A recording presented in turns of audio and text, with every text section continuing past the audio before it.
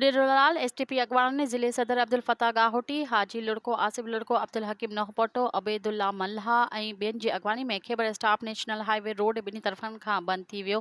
हज़ार गाॾियूं बीहजी वयूं। इन मौक़े ते मीडिया अॻियां अगवान ॻाल्हाईंदे चयो त नवाबशाह पुलिस एसटीपी जे मरकज़ी अगवान निसार कीरियो जे भाउ सलमान कीरियो खे नवाबशाह पुलिस कूड़ा केस दाख़िल करे बेगुनाह फरार करे छॾियो आहे।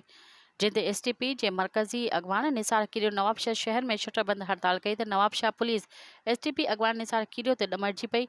पुलिस जा अटाला निसार कीरियो जे घर ते नाजाइज़ चढ़ाई करे घर जे तक़दुस पामाल करे निसार कीरियो जी अमड़ ऐं घरवारी समेत 40 एसटीपी जा कारकुन गिरफ़्तार करे छॾिया आहिनि। एसटीपी अगवान चयो त पूरी सिंध में पुलिस गिरतीअ जे ख़िलाफ़ रोड रस्ता बंदि करे छॾींदासीं, न त अदालत पंहिंजो किरदारु अदा करे। नवाबशाह पुलिस कारी वर्दी में अची दहशतगर्दी करे एसटीपी जे मरकज़ी अगवान जे घर ते नाजाइज़ चढ़ाई कई आहे।